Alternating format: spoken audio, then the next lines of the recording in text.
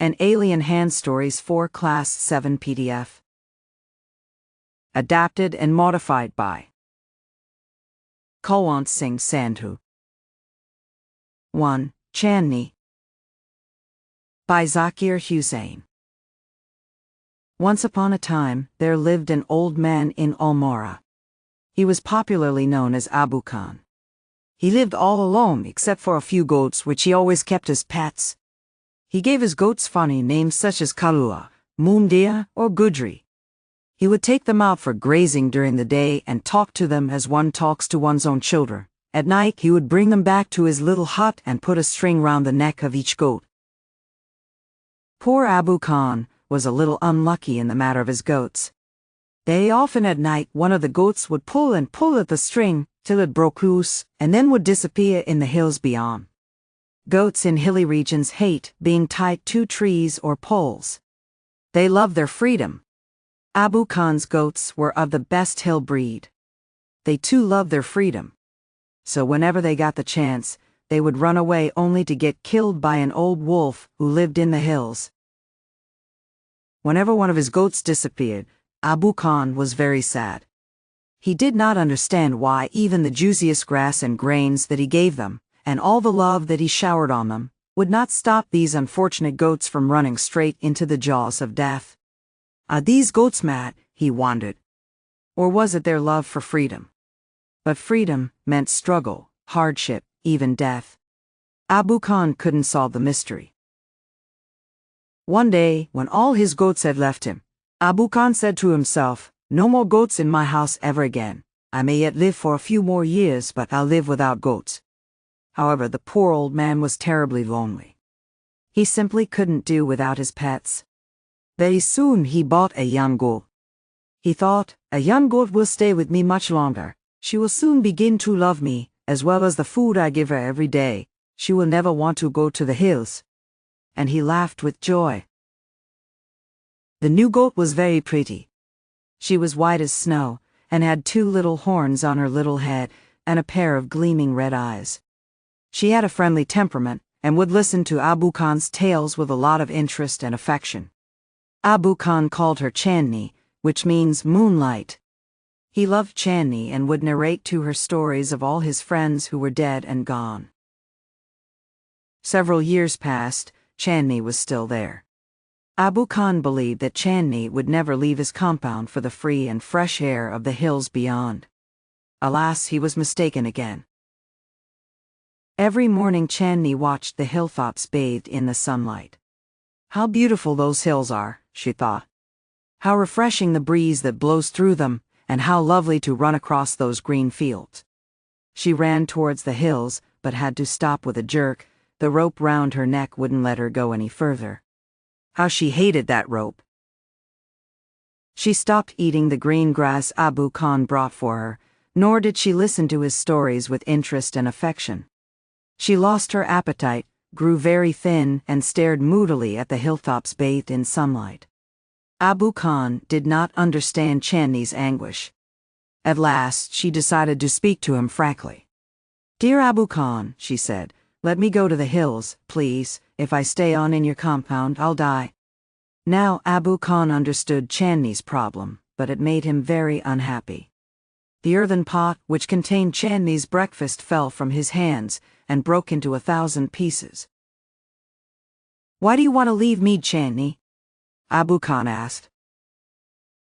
"I want to go to the hills," Chandni answered. "Don't you like the food here? I'll give you tastier food and a much longer rope." "No, thank you, let me go to the hills." "Do you realize the risk you are running, you obstinate creature? There is a dangerous wolf in the hills, he'll eat you up." Abu Khan did his best to warn her. Chandni answered, "God has given me a pair of horns, I'll fight the wolf." "Fight the wolf, indeed. Have you forgotten the story of your sister Kalua, who was the size of a big deer? She fought the wolf through the night but was killed in the morning." Abu Khan narrated Kalua's story for the 50th time. To all this Chandni had only one thing to say: "I want to go to the hills." Abu Khan got very annoyed. He thundered, "You are not going anywhere. from today you live in a small hut and not move about freely in the compound. Ungrateful as you are, you must still be safe from the wolf." He pushed her into a small hut and shut the door. But he forgot to close the small window at the back. The same night Chandni made that window her passage to freedom. Chandni reached the hills. It seemed to her that the old hills were standing in a row to welcome her. She felt like a child meeting her parents after years of separation. Wherever she went, the tall grass rose to embrace her, the flowers bloomed to amuse her, and a wind sang an endless song of welcome. How different all this was from her past in the prison house of Abu Khan's compound. It was the happiest day in Chandni's life. That day she played for hours on the grassy slopes of the hills. She met a herd of wild goats who asked her to join their group. But Chandni politely refused. She wanted to enjoy her new freedom all by herself. The sun disappeared behind the hills, and soon darkness enveloped the grass, the flowers, and the trees. The wind stopped blowing, and there was stillness all around except for a strange sound which was coming from the bushes. The sound was like a grunt. What was it? It wasn't Abu Khan's voice calling her back to the compound, nor was it the voice of another goat. Then Chandni thought of the dangerous wolf who lived in the hills.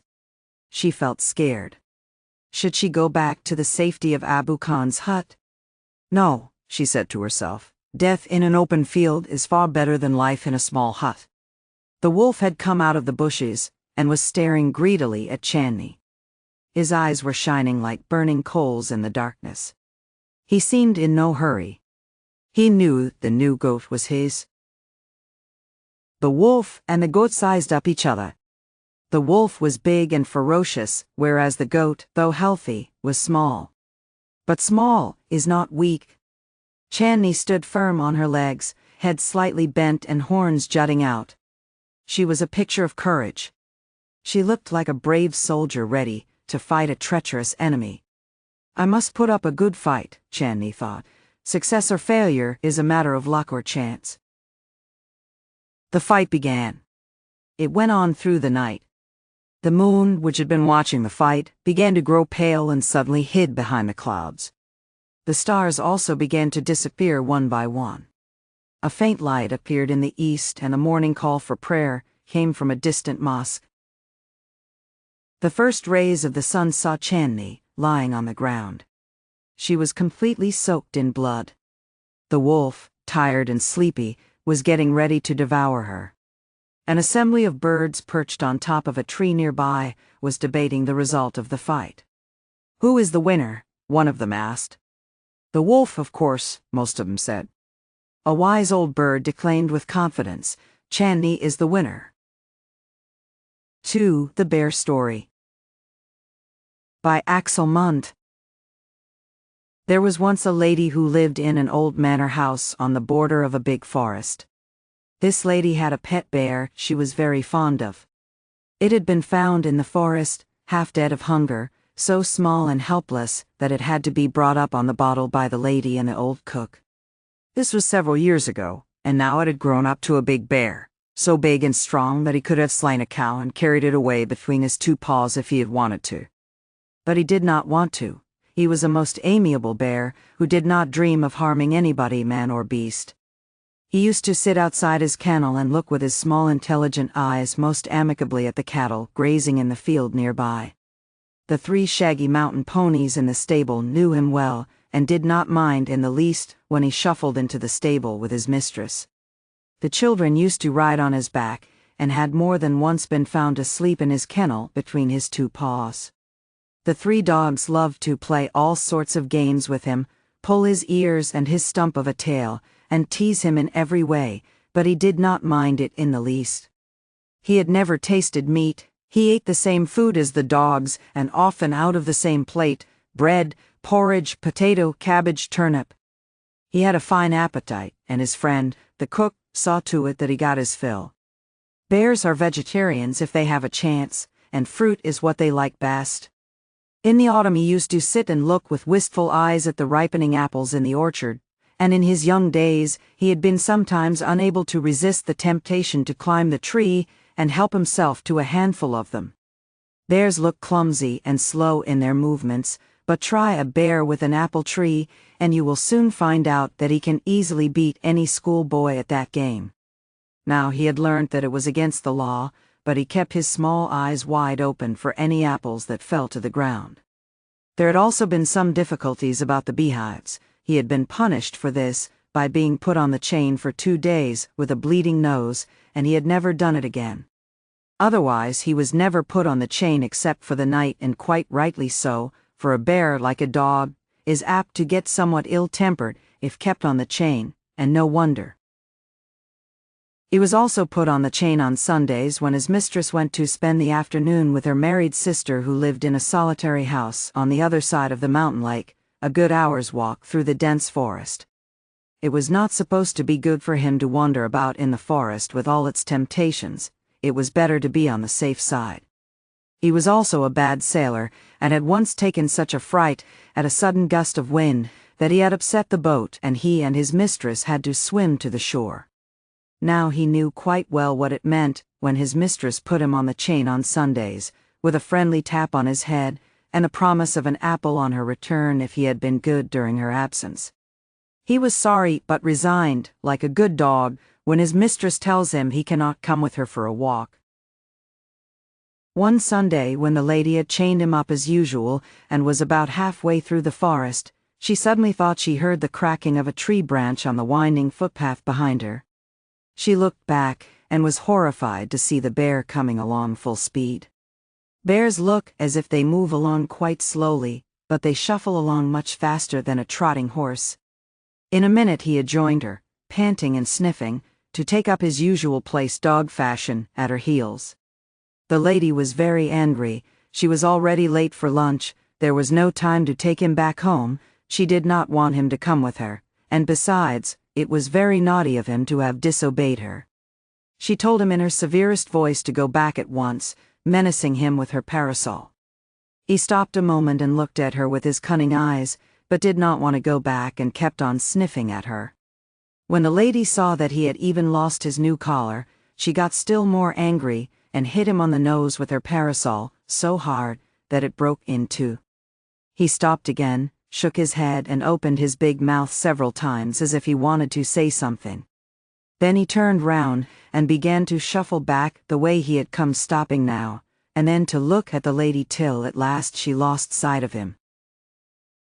When the lady came home in the evening, the bear was sitting in his usual place, outside his kennel, looking very sorry for himself. The lady was still very angry. She went up to him and began to scold him most severely, and said he would have to be chained for 2 more days. The old cook, who loved the bear as if he had been her son, rushed out from the kitchen very angry. "What are you scolding him for, missus?" said the cook. "He has been as good as gold the whole day, bless him. He has been sitting here quite still on his haunches as meek as an angel, looking the whole time towards the gate for you to come back."